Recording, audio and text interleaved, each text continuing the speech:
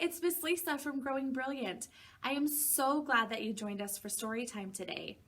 We've been talking this week about Earth, the planet that we live on, because this week we celebrate Earth Day. So we're learning all about the places on Earth and why it's important for us to take care of the Earth and all of the wonderful resources that we get to have because we live on the Earth.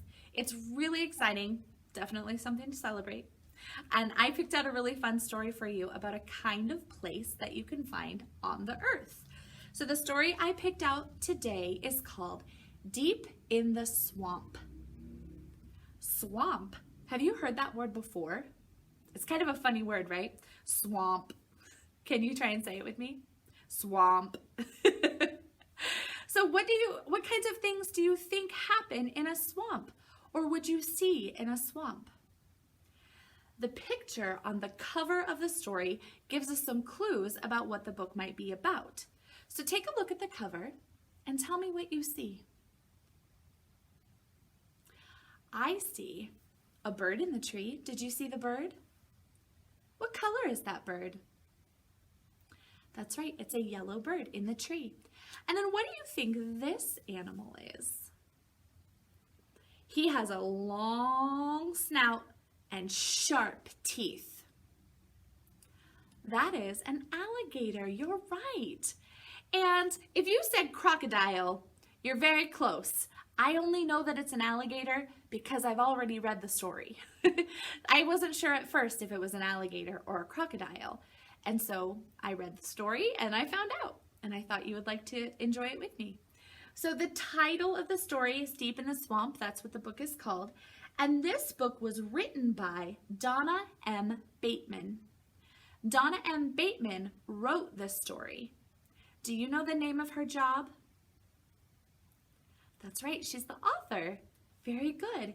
And then if Brian Lies made the pictures, what is his job? That's right, he's the illustrator. You're getting really good at this. So the parts of the book that we know are the front cover, right? If this is the front cover, what is this part of the book called when we turn it around? Did you say back cover? That's right, this is the back cover. And then the small part on the side, we call that the spine. All right, so let's open up the book and we'll see what it has to say. Now this book reads like a poem, so I'm gonna say it in a poetic rhythm. And it says, deep in the swamp in the warm morning sun lived a mother river otter and her little pup, one. You say one? Do you see one pup? Splash, said the mother. I splash, said the one. So they splashed and they splashed in the warm morning sun. Can you pretend to splash around like a baby pup? A river otter pup? Splash, splash, splash, playing in the water. Very fun. Deep in the swamp where there never wets grew, lived a mother snapping turtle and her little turtles too. Swim, said the mother. We swim, said the two. So they swam through the prairies where the never wets grew. Do you see the mother turtle and her two turtle babies? 1, 2. Ooh, this looks just like the bird we saw on the cover. I think we're about to learn what it's called. It says, deep in the swamp in a hollow cypress knee lived a mother flame bird and her little chicks 3. Sweet, sweet, trilled the mother. Sweet, sweet, trilled the 3. So they trilled loud and long in their hollow cypress knee. Do you see 3 babies? 1, 2, 3. Deep in the swamp, in a thicket on the shore, lived a mother marsh rabbit and her little bunnies 4. Snooze, said the mother. We snooze, said the 4. So they snoozed all day long in their thicket on the shore. Do you see they're snoozing? Do you know what it means to snooze? It means to sleep. They're they're sleeping. Here's that alligator that was on the cover too. And her babies. Should we count how many babies she has? Would you like to take a guess? Okay, let's count them and find out. I see 1, 2, 3, 4, 5. 5 baby alligators. And this one, he's snoozing. It says, deep in the swamp where the water lilies thrive, lived a mother alligator and her little gators 5. Just like we said. Bask, said the mother. We bask, said the 5. So they basked in the sun where the water lilies thrive. Ooh, those are some nice birds. Look at them flying high in the air. It says, deep in the swamp, in a nest built of sticks, lived a mother blue heron and her little chicks 6. Soar, said the mother. We soar, said the 6. So they soared through the sky near their nest built of sticks. Can you see their nest here in the story? They're flying high above it. Look at these. Do you know what they are? Let's find out. Deep in the swamp where the cypress reached to heaven, lived a mother damselfly and her little flies 7. Dry, said the mother. We dry, said the 7. So they dried their new wings where the cypress reached to heaven. So this story called these damselflies. Do you know them as another name? What do they look like to you? I know those as dragonflies. I'm pretty sure they're the same thing. Oh, wow. That's a really fun illustration. What do you see? The frogs jumping? It says, deep in the swamp where the cattails grow straight, lived a mother bullfrog and her little froglets 8. Jump, said the mother. We jump, said the 8. So they jumped through the shallows where the cattails grow straight. These plants right here with the fuzzy ends are called cattails because they look a little bit like a cat's tail. Do you agree? I think so too. Ooh, look at that slithering up the tree. Do you see all those snakes? It says, deep in the swamp where the bamboo vines twine, lived a mother rat snake and her little snakes 9. Climb, said the mother. We climb, said the 9. So they climbed up a pine where the bamboo vines twine. Deep in the swamp, in an underwater den, lived a mother crayfish and her little crayfish 10. Scurry, said the mother. We scurry, said the 10. So they scurried after tadpoles near their underwater den. Do you see? That is the coolest picture. Crayfish live underwater. Here's a little picture. They're kind of hard to see because they're camouflaged with their surroundings. That means the pattern on their body or the color of their body helps them blend into their surroundings so that predators who might want to eat them can't see them very well. I really love the plants in this picture. These are lily pads. They have roots down in the bottom of the river or pond, and then a long stem all the way to the surface. And it's on the surface of the water where the leaf grows. That's a lily pad. Did you know that frogs like to jump between lily pad to lily pad? And other animals and insects too. The end. Thank you so much for reading that story with me. It was so fun to learn about all the animals and the plants that we can see in the swamp. Would you like to do an art project with me now? Okay, let's head to the art table and we'll do a project together. Okay, are you ready to do some art with me? Today we read a story called Deep in the Swamp, and we learned about all the different kinds of animals that live in the swamps. And I thought it would be really fun for us to do an art project together that has to do with one of those kinds of animals. Would you like to guess which animal we're going to make today? Okay, I'm going to give you some hints, and I want to see if you can guess. So we're going to talk about an animal that is very long, and they have a slim body. In the book, it talked about the bamboo vines that grow around the tree, and that this animal climbs up that tree using those vines to hold on as it crawls up. It doesn't crawl with any legs. In fact, what we call the way it moves is to slither. Can you say slither? Slither, that's right. So, I wonder what animal has a long, slim body and uses the vines to crawl and slither up the tree. The name of this animal starts with the sound S. Do you know what sound that is?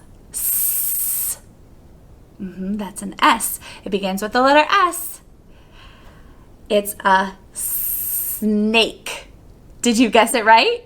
I knew you would. Yes, so today we're going to be making a snake. And this is a really fun pattern for us to do. I have here a template of a snake. If you have a template just like this, then you can just follow right along with what I'm doing. In case you don't have a template, another fun way to do this project is to make your snake on a paper plate. You're just going to decorate it, and then when we do our cutting, you can see how we cut it, and you can cut the plate in the same way and get yourself a snake. But I'm going to be using this template. So the first thing we want to do is we want to decorate our snake. So do you see he's got his tongue sticking out right here, and the head of the snake, and its long swirling body. So we're just going to go ahead and decorate it. You can color it however you want to. You can use markers or crayons, watercolors. You can put stickers on it. However you want to decorate your snake is just fine. Today I'm going to use some markers, and I'm going to start coloring on the snake. So you can color the whole thing in, or you can make some patterns. I'm going to give my snake some eyes. Does your snake have eyes? Nice choices. I love the things that you're doing to your snake already. I'm just going to do a little zigzag pattern on my snake's head, and then maybe a little stripe pattern down his body.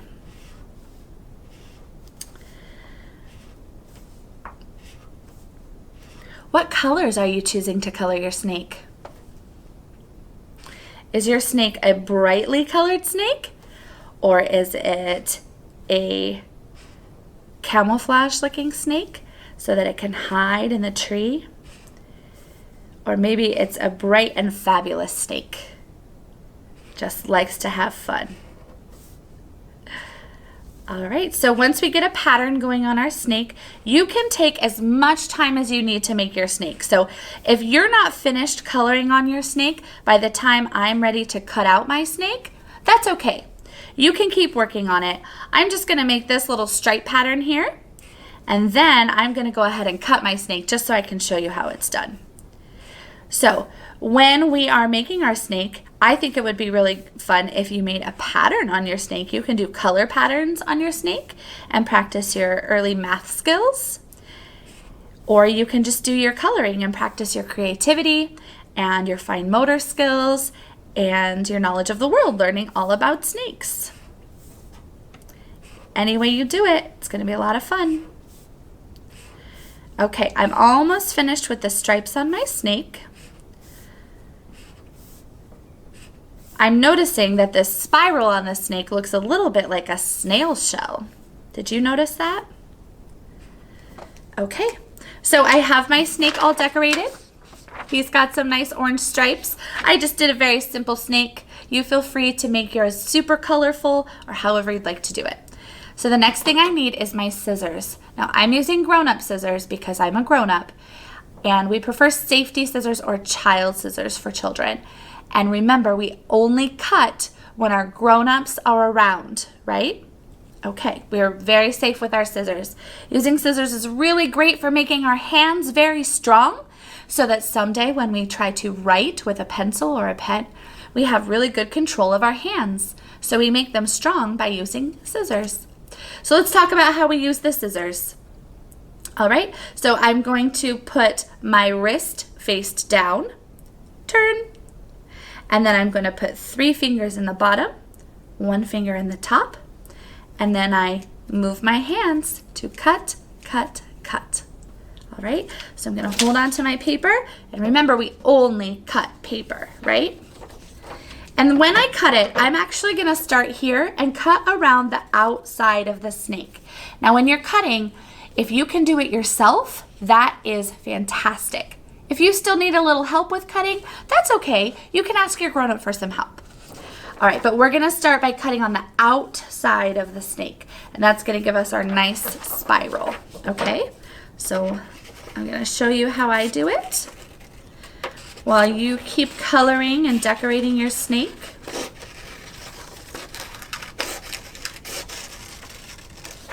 Ooh. So do you remember what I said, what sound the snake starts with? What letter makes that sound? An S. Very good. Can you think of another word that starts with the letter S? Like swimming or salt? What else can you think of?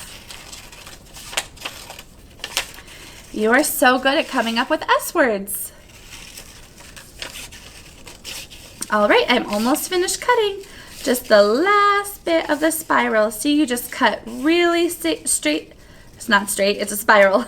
You just cut really carefully right along the line, all the way around the snake, and it cuts it out in a spiral. Now, we do end up with this little bit here. It's the easiest thing, I think, is to just cut the big part off so you can get rid of that. And then just cut carefully around the head. Okay, I'm gonna start down here by his neck and cut up toward the head. Just like that. And now I'm all finished. And I have a snake.